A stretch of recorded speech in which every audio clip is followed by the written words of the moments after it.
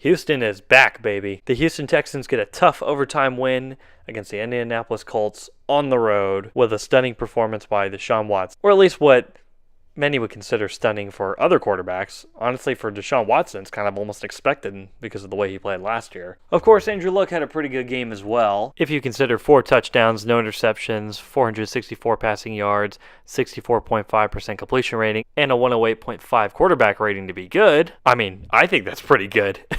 But unfortunately, his incredible performance gets overshadowed by the fact that they still lost the game and they're 1-3 now. But let me say this, it wasn't Andrew Luck's fault they lost. In fact, he was the reason they would have won because he brought them back from an 11-point fourth quarter deficit to come back and tie the game and force overtime. What really shocked me is how the Texans defense let Andrew Luck come back into this game like that. Of course, Andrew Luck's a great quarterback. Sometimes he can just will his way back into a game, but still, how do you let that happen? This is supposed to be a great defense. Watt, Clowney, Merciless. Having all three of those guys on the field should be a total nightmare for any team. And giving up that many points is shocking. I really don't know what to think of the Texans right now. I don't know what to think of the Colts right now. It's too early, but if their defenses don't start stepping up, they're going to have some serious issues down the road. Oh yeah, and one last thing. I get why Frank Reich got the Colts to go for it on 4th down in their own territory, because obviously no one wants to play for a tie.